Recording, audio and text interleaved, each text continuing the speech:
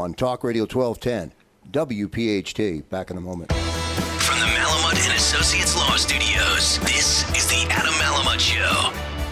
Real people, real perspectives, real opinion with Adam Malamut here on Talk Radio 1210, WPHT. Jared, during the last couple of elections, we've heard a lot about term limits, and it's usually the party or individuals who were on the end of the loss of the election. But let's talk about why you believe term limits are important. We left off where we're talking about accountability. This is another good government accountability tool. A lot of times people will say, well, if the people want an elected official in office and they want them there 40 or 50 years, this is core to our democracy. But as we know, first of all, the percentage of people voting is very small. And we're not really empowering people to go out and vote and make it easy to vote. So we don't have a really good representation of people going to the polls and actually casting that vote for who they want in office. So that's one problem. The other thing is the reality is, and I see it with folks, all Republicans and Democrats, you're in office for a long time like any other job, sometimes you just get complacent.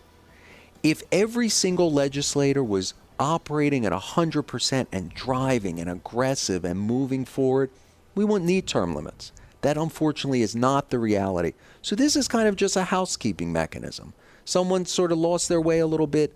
We're going to make sure we get someone new in there who has the best interests of the community. And what do you think those limits should be? The proposal that I put out there is for 12 years. I think that's very reasonable. In 12 years, you can get a lot done. You can build seniority. You can move legislation. You can build the relationships that are requisite to really be a change maker in the state capitol. Okay. So, assuming that there's a 12-year term limit, what are the opponents of that going to say? The opponents come in loud and fierce, and one is that it undercuts our democracy, that people should have that ability. If they want to elect Rich, and Rich has been in for 50 years, then it's up to them to decide that. The other big push is that this gives the special interest complete control of our democracy. I don't think that at all. I think special interests have an influence now. They'll always have an influence. It's more that allowing for that 12-year timeline where we were strategic about that does give you the ability to really build a portfolio of work in your community, in the state, so that the issue of special interest should kind of be muted a bit. Okay. So let's talk about, let's shift gears into one of your bills that hit home for me. I have a 12-year-old, soon-to-be 13-year-old daughter who, on her own, started her own activism diary. In fact, on Instagram, it's my_activism_diary. And this past week, her post of the week talked about sea turtles and plastic straws. And I know that that's timely for you because you're dealing with recycling and dealing with waste in Philadelphia. Talk about your bill. So if you came to one of my town halls in the next few months, people would talk about litter and trash on our streets. Then they would talk about litter and trash. We would have a break for refreshments, and they would come back and talk about litter and trash. This is consuming folks in the city. And I think the reason why is because it defines who we are. When people wake up in the morning, like my wife and I do, and they see trash on the front yard, they walk then to their business corridors and they see more trash. It really brings people down to the point where people begin to feel helpless. I developed a business corridor program on my main business corridors to get rid of some of that trash. But the bill that you're talking about gives citizens the tools necessary to rid our communities of trash. Plastic bags are some of the biggest offenders. I don't know many people who like plastic bags. Maybe there are some. But all this does is this puts a modest fee on plastic bags so that folks really consider the environmental consequences of using those bags and then of taking those bags and potentially dumping those into or onto our streets, which then lay there for decades. So I've visited cities that I was shocked at how clean they were. And I'm a Philadelphian at heart, so I don't want to start promoting other cities, especially on our show.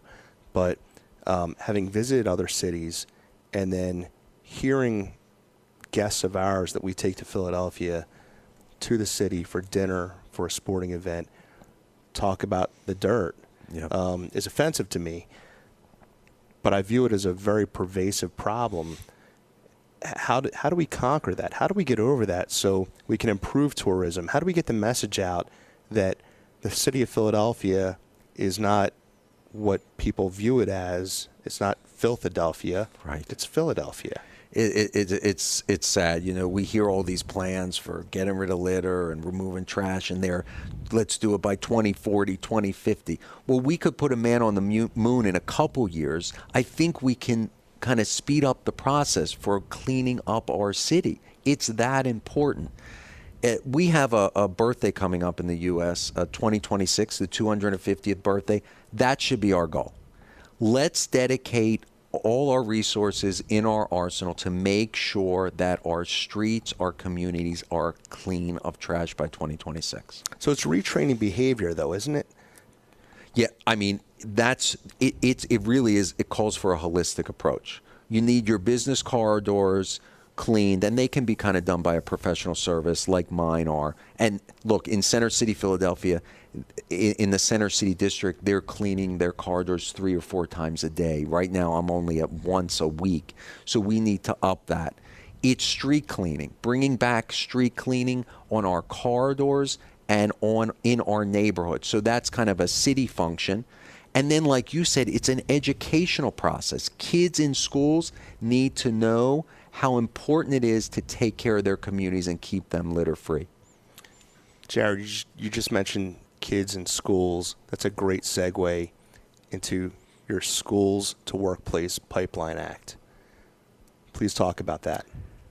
One of the things that is the business community tells me all the time is we would hire locally, but we don't have kids with the talent locally to hire. So we're going to other states, we're going to other counties. What this bill does, it says let's pair up the two.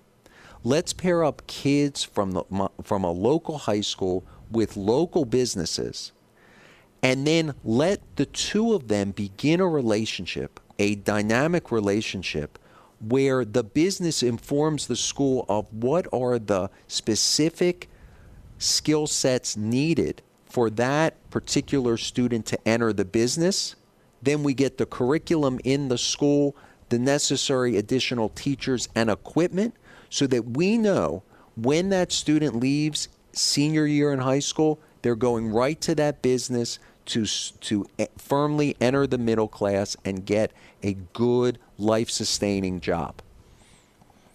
It's an important project. It's an important act.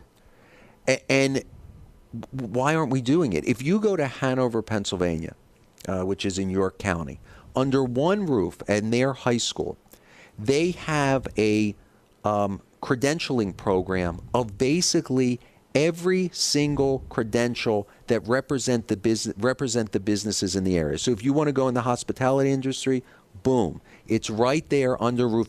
And every single student, whether you're going to enter the hospitality industry after high school or you're going on to Harvard, you're going through that same program. So it gives kids exposure.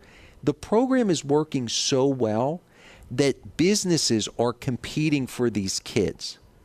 They do it in Hanover and York County. We can do it throughout our city in Philadelphia. So in the city of Philadelphia, are there technical schools that provide this type of training? There are, but our emphasis is too much on the brick and mortar approach. It could take 5 years, 6 years to build a new school, a new vocational school. Let's focus on the kids in the schools now and give the particularized, individualized education that all educators know is required to produce successes throughout our city. Let's talk about veterans. So we talked at the outset about you being an Army reservist, member of the JAG Corps. You had a recent conversation with veterans. How did that go? One of the main things that we need to do in Pennsylvania is listen to veterans. So you go, and this is really what we were doing. We weren't coming with an agenda at this forum. What we did is just listen. One of the things we do all the time is whenever we see a veteran, and it's the right thing to do, we say, thank you for your service. We hear it all the time. And of course, we should. The issue is, what do we do next? What do we do to ensure that we really embrace that veteran's experience? And that was this forum. Let's listen to veterans, and then let's craft certain policies based on their unique experiences. When we come back, I want to talk about some of the challenges that veterans have posed to you and some of the things that we're doing to help them out. This is the Adam